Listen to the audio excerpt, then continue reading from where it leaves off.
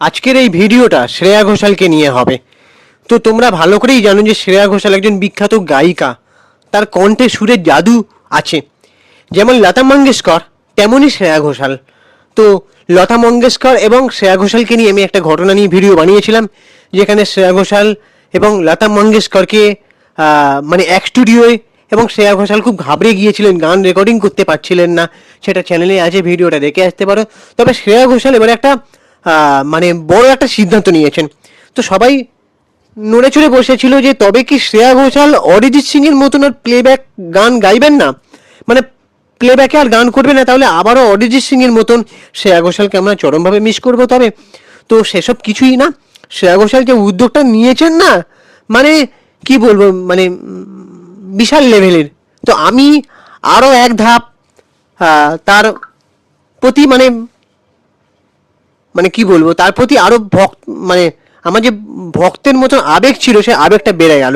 মানে তার প্রতি ভালোবাসাটা, শ্রদ্ধাটা আরো বেড়ে গেল। তো কি হয়েছে, তোমরা প্লিজ চ্যানেলটাকে সাবস্ক্রাইব করে রাখো এবং ভিডিওটাতে একটা লাইক দাও প্লিজ। ভিডিওটা শেয়ার করো সবার কাছে। তোমাদের সাপোর্ট ছাড়া কিন্তু কখনোই এগোনো সম্ভব নয়, তাই তোমাদের সাপোর্টটা খুব জরুরি। তোমরা তো অনেক কাউকে সাপোর্ট করো, প্লিজ আমাদেরকে না হয় একটু সাপোর্ট করো, কারণ আমাদের এখানে কিন্তু অনেক রকম ইনফরমেটিভ ভিডিও কিন্তু বানানো হয় এবং এই ভিডিও থেকে কিছু জানারও অনেক উপায় আছে। তো প্লিজ সাপোর্ট করো। তো দেখো, জনপ্রিয় গায়িকা শ্রেয়া ঘোষাল একটা বোল্ড সিদ্ধান্ত নিয়েছেন। তোমরা ভালো করে জানো যে চিকেনি চামেলি এই গানটা মানে আইটেম ড্যান্স হিসেবে কত বিখ্যাত একটা গান, আর এই গানটা আজও ট্রেন্ডিংয়ে। কত লোক মানে এই গানের রিলস ব্যবহার করেছে, তার কোনো মানে ইয়ত্তা নেই। তো এই একটা গান, শুধু তো গানে পারফরমেন্স করলেই হয় না, একটা গান ভাইরাল হওয়ার পেছনে কিন্তু সব থেকে যেটা বড় অবদান থাকে সেটা হচ্ছে সুর, আর এক হচ্ছে কণ্ঠ। তো এই চিকিনি চ্যামেলি এত হিট হওয়া সত্ত্বেও তিনি আর গাইবেন না, মানে এই চিকিনি চ্যামেলির মতন গান আর তিনি গাইবেন না। কেন? তিনি কতগুলো পয়েন্টস তুলে ধরার মতন কথা বলেছেন, সেগুলো এক নাগারে মানে আলোচনা করা যাক। সেটা হলো, জনপ্রিয় গায়িকা শ্রেয়া ঘোষাল সাপ জানিয়ে দিলেন যে চিকিনি চ্যামেলির মতো আইটেম সং বা চটুল গানে তিনি আর কখনোই কণ্ঠ দেবেন না। তো এই খবরটা শুনে নিরাশ হওয়ারও কিছু নেই, কারণ এটা খুব ভালো একটা সিদ্ধান্ত। কেন ভালো সিদ্ধান্ত না, এই যুক্তিগুলো অনেকটা ভাবার মতন। তোমরা ভালো করে ভাববে যে সত্যি কেন এরকম গান শ্রেয়া ঘোষাল গান মানে আর গাইতে চাইছেন না। নারীর পণ্যকরণ 1 নম্বর পয়েন্ট। শ্রেয়া ঘোষাল মনে করেন গানের কথার মাধ্যমে নারীদের যেভাবে অবজেক্টিফাই করা হয়, সে ব্যাপারে তিনি এখন অনেক বেশি সচেতন হয়েছেন এবং এই সচেতন হওয়াটা জরুরিও। কেন? 2 নম্বর, অস্বস্তি। ছোট ছোট বাচ্চারা যখন এই ধরনের গানের অর্থ না বুঝেই সেগুলোতে পারফর্ম করে, তখন তিনি ভীষণ লজ্জা এবং অস্বস্তি অনুভব করেন। 3 নম্বর পয়েন্ট, লজ্জাজনক অভিজ্ঞতা। তিনি জানান যে একবার তাকে একটি গানে বলা হয়েছিল, আমাকে চিকেন বানিয়ে খেয়ে নাও, এমন একটা গানের সংলাপে তাকে গাইতে বলা হয়েছিল, এবং এই যে আমাকে চিকেন বানিয়ে খেয়ে নাও এই গানটা তিনি সরাসরি প্রত্যাখ্যান করেছিলেন। এবারে এইরকম গানের লাইন নিয়ে আমার কিছু কথা বলার আছে। তোমরা জানো এরকম ভুরি ভুরি গানের উদাহরণ আছে, তবে এই মুহূর্তে আমি একটা গানের বাংলা হয়েছিল, সেটা শ্রেয়া ঘোষালের কণ্ঠ নয়, তবে গানটা ছিল এই রকম, বুম্বাদার বিক্রম সিংহ, যেটা হচ্ছে বিক্রম আরকুড়ি এবং হিন্দিতে অক্ষয় কুমার রাউডি রাথোর। হ্যাঁ, তো বাংলায় যে গানটা হয়েছিল লাইনটা, না চম্পা না চামেলি, এই গানটা ঠিক আছে, ওখানে এমন একটা লাইন ছিল যে মানে কিছু কিছু লাইন ছিল আমার মনে পড়ছে না। তারপরে আরও কিছু গান যেমন মানে আইটেম ড্যান্সগুলো বেরোয়, আইটেম সংগুলো, যে খা খা আমায় চুষে চুষে খা। তারপরে হচ্ছে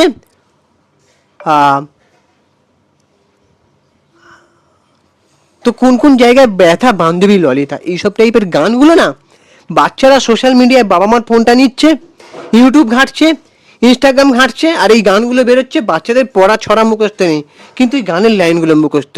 এটা সমাজ মাধ্যমে খুব ছাপ ফেলছে। আর একটা কথা তো অস্বীকার তোমরা করতে পারবে না, যে বাংলায় বলো আর হিন্দিতে বলো আইটেম সংগুলো এমনভাবে বানানো হয় যে সত্যি নারীদের অবজেক্টিফাই করার মতন, মানে নারীদেরকে পণ্য বানানোর মতন, মানে ভোগ্য বস্তু বানানোর মতন গানের লাইনগুলো।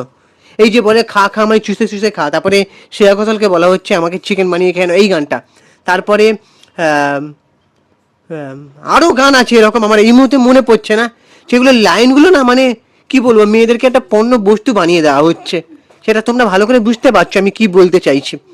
তো এই গানগুলো বাচ্চাদের মুখে মুখে, তোমরা ভালো করে ভাবো তো, আইটেম ড্যান্সগুলো ঠিক আছে, মানে পারফর্মগুলো তো ছোটো ছোটো ড্রেস পরে আইটেম গার্লকে আনা হয়, আবার অনেক সময় জনপ্রিয় নায়িকারাও সেই গানের পারফর্মগুলো করে, কিন্তু গানের লাইনগুলো এমনভাবে বানানো হয় যেগুলো মানে শুনতে বড় অস্বস্তি লাগে। মানে এমনভাবে গানের লাইনগুলো বানানো হয় যে নারীদেরকে ভোগ্য পণ্য বস্তু বানিয়ে দেওয়া হয়, আর সেইভাবেই গানের লাইনগুলোকে দিয়ে পারফর্ম করানো হয়, যে গানের লাইনগুলো নিয়ে তাদের নাচের সাথে বেশ মানে ম্যাচ করা ড্যান্স, যে সত্যি কতটা ভোগ্য বস্তু হয়ে গিয়েছে না মানে মেয়েরা।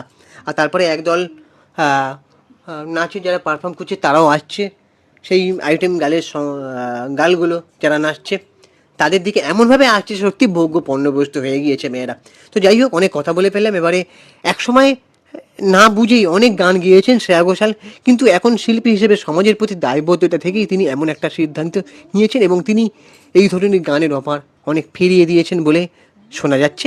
তো শিল্পীর এই সিদ্ধান্তকে তোমরা কি চোখে দেখছো, যে তোমাদের কি কোথাও মনে হচ্ছে না যে দেখো এরকম আইটেম সং যখন উঠেছে তুমি আর বন্ধ করতে পারবে না, কিন্তু হ্যাঁ এই যে জনপ্রিয় গায়িকা এরকম গান না করার সিদ্ধান্ত নিয়েছেন, সেটা কিন্তু একদিকে গুণই জানাতে হয় যে তিনি সত্যি সমাজের দায়বদ্ধতার কথাটা ভাবছেন।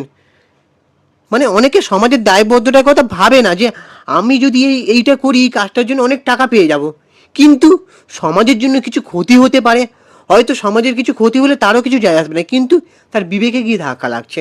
তো এরকম একটা মহৎ কাজকে কমিয়ে জানানো যায়। আর হ্যাঁ, শ্রেয়া ঘোষালের জন্য অবশ্যই ভিডিওটাতে একটা লাইক দাও, শেয়ার করে দাও, আর কমেন্ট করে মতামত জানাও। তো আমাদের চ্যানেলটাকে সাবস্ক্রাইব করে দাও, ভিডিওটাতে একটা লাইক দাও। আমি ইনস্টাগ্রামে রয়েছে সুপ্রিয় পৌঁছালে সিনেমেরিয়া, অথবা চিঙ্কি বাবু 2531 সার্চ করো, ওখানে গিয়ে ফলো করে দাও। টাটা, দেখা হচ্ছে পরে ভিডিওতে।